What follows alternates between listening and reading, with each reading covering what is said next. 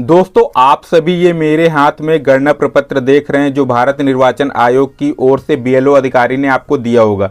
अगर आप इस गणना प्रपत्र को भरना चाहते हैं तो इस वीडियो को पूरा लास्ट तक जरूर देखिएगा।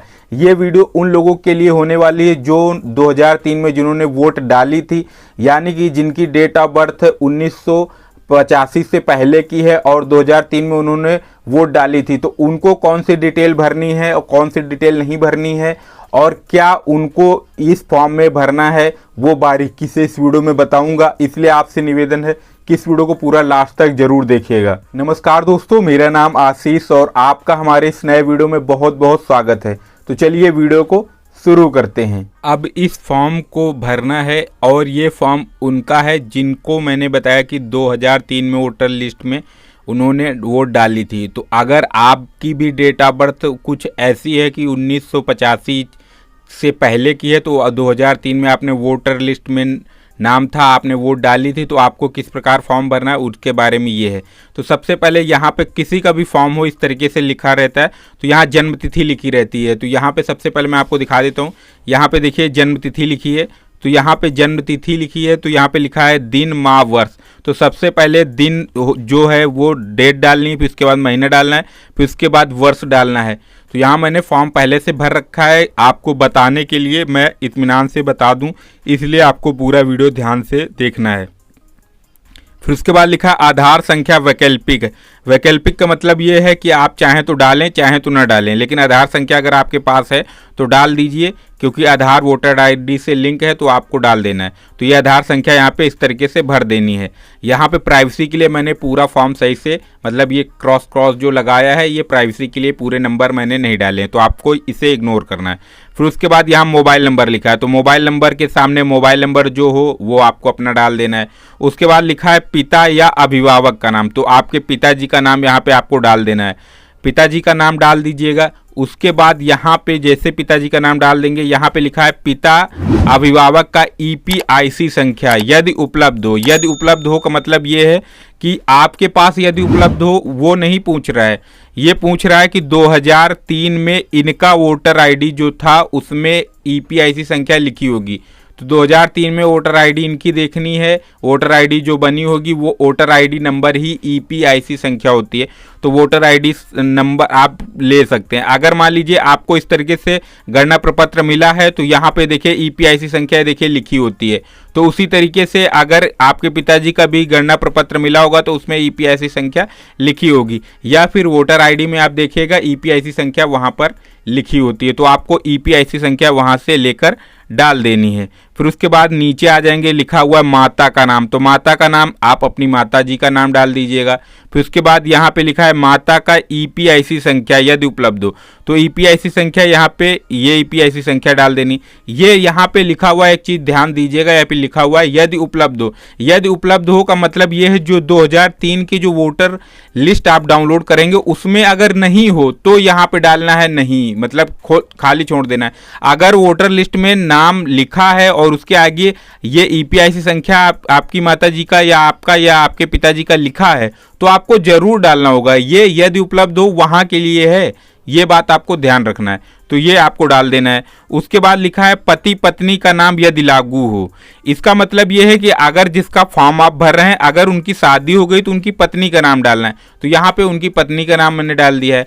अब उनकी पत्नी है तो उनका ईपीआईसी संख्या भी होगा, तो यहाँ पे लिखा है पति पत्नी का नाम का ईपीआईसी संख्या, तो वो ईपीआईसी संख्या भी यहाँ पर डालनी है। ईपीआईसी संख्या मैं बार बार आपको बता रहा हूँ, ईपीआईसी संख्या वही होती है जो वोटर आईडी कार्ड नंबर होता है, तो वो आप देखकर डाल दीजिए। अगर मान लीजिए किसी महिला का आप फॉर्म भर रहे हैं तो वहाँ पे इनके पति का नाम यहाँ पे डालना है, अगर पुरुष का भर रहे हैं तो उनके पत्नी का। अगर शादी हो गई है तभी ये डालना है, अगर शादी नहीं हुई तो ये दोनों बॉक्स जो है, ये वाले दोनों बॉक्स आपको खाली छोड़ देना है। अब उसके बाद इतना तो सिंपल है, ये तो सभी लोग भर लेते हैं। अब मेन जो भरने का फॉर्म आता है वो ये आता है। अगर मान लीजिए इन्होंने 2003 में वोट डाली थी, जैसा कि मैंने आपको वीडियो की स्टार्टिंग में बताया था, तो आपको ये वाला जो कॉलम है ये वाला कॉलम नहीं भरना है। ये कॉलम मैंने उनके लिए बताया जो 2003 में जिन्होंने वोट नहीं डाली थी। तो सबसे पहले उन लोगों को ये जान लेना है जिन्होंने 2003 में वोट डाली थी। अगर इन्होंने 2003 में वोट डाली थी तो ये वाला कॉलम भरना है। तो यहाँ पे लिखा है निर्वाचक का नाम, तो निर्वाचक का नाम ऊपर भी लिखा रहता है, तो यहाँ पर लिख देना है। तो ये मैंने निर्वाचक का नाम लिख दिया है। आपका जो भी निर्वाचक का नाम हो वो आपको लिख देना है। फिर उसके बाद लिखा है ईपीआईसी संख्या यदि उपलब्ध हो। तो ये 2003 की जो लिस्ट आप डाउनलोड करेंगे उसमें ईपीआईसी संख्या लिखी होगी। अगर नहीं लिखी है तो ये ब्लैंक छोड़ देना है, अगर लिखी है तो ये आपको डाल देना है। यहाँ से भी आप मैच करा सकते हैं। लिखा हुआ ईपीआईसी संख्या, ये वाली ईपीआईसी संख्या, ये वाली ईपीआईसी संख्या 2003 की सेम मैच होगी, ये बदलती नहीं है, तो आपको ये देख लेना है। उसके बाद लिखा है संबंधी का नाम। संबंधी का नाम आपको इनके पिताजी का डालना है, इनके पिताजी का नाम डालना है। जिसका फॉर्म भर रहे हैं उनके पिताजी का नाम डालना है, तो यहाँ पे पिताजी का नाम डाल दीजिए। उसके बाद पूछ रहा है संबंध क्या है, इनसे इनका संबंध क्या है, तो ये हैं इनके पिताजी, तो पिता मैंने डाल दिया है। उसके बाद यहाँ पर पूछ रहा है कि जिला कौन सा था। 2003 में जो जिला होगा वो डालना है, आज जो जिला है वो नहीं डालना है, क्योंकि बहुत सारे लोग मान लीजिए 2003 में हो सकता है इन्होंने रायबरेली में डाला हो या फिर कानपुर में डाला हो वोट, तो ये अलग जिला हो सकता है। तो वो जो 2003 में जो जिला डाला था, जहां वोट डाला था, वो जिला यहाँ पे भरना है, आज का नहीं भरना है। तो वो जिला आपको भर देना है। तो 2003 में इन्होंने उन्नाव में ही डाला था, तो उन्नाव में ही मैं भर देता हूँ। उसके बाद राज्य का नाम, अगर उत्तर प्रदेश में ही वोट डाला था तो उत्तर प्रदेश ही डालना है। अगर अन्य किसी राज्य में वोट डाला था तो उस राज्य का नाम यहाँ पर लिखना है। फिर उसके बाद लिखा है विधानसभा निर्वाचन क्षेत्र का नाम। तो विधानसभा निर्वाचक क्षेत्र कौन सा था, तो वो क्षेत्र यहाँ पे डालना है। तो विधानसभा क्षेत्र भगवान नगर था, पहले भी था, अभी भी वही है, तो वो डाल देना है। आपको ये बात जरूर याद रखनी, ये जो डिटेल मैंने यहाँ पे आपको फिल करके बताई हैं, ये सारी डिटेल 2002 के ही अनुसार जो डालना है आपको, 2003 के अनुसार, 2003 की जो वोटर लिस्ट थी उसके अनुसार डालना है। और 2003 की वोटर लिस्ट आप कैसे डाउनलोड करेंगे इसके बारे में मैंने ऑलरेडी वीडियो बना रखी है, तो आप वो वीडियो देख सकते हैं। फिर उसके बाद यहाँ पे लिखा है कि ये लिखा है विधानसभा निर्वाचन क्षेत्र की संख्या, जो लिस्ट आप डाउनलोड करेंगे उसी लिस्ट में ये क्षेत्र संख्या पड़ी होगी तो वो डाल लीजिएगा। फिर उसके बाद भाग संख्या, वही लिस्ट में भाग संख्या भी लिखी होती है, वो संख्या भी डाल लीजिएगा। क्रम संख्या, जहां पे इनका नाम होगा उसी की लेफ्ट साइड में देखिएगा क्रम संख्या लिखी होती है, और वो क्रम संख्या भी यहाँ पे डाल देनी है, तो क्रम संख्या भी वहाँ पे आप डाल दीजिएगा। ये आपको ये विधानसभा निर्वाचन क्षेत्र का नाम, विधानसभा निर्वाचन क्षेत्र संख्या, भाग संख्या और क्रम संख्या, ये आपको वहीं पर मिल जाएगी उसी लिस्ट में, तो वहाँ से आपको डाल लेनी। अगर मान लीजिए इन्होंने 2002 में या 2003 में जो वोटर लिस्ट थी उनमें इन्होंने वोट नहीं डाला था, उसमें लिस्ट में इनका नाम नहीं है, तब इनकी ये वाला कॉलम भरना है। अगर इन्होंने वोट डाली, अगर ये वाला कॉलम आप भरते हैं तो ये वाला कॉलम आपको नहीं भरना है।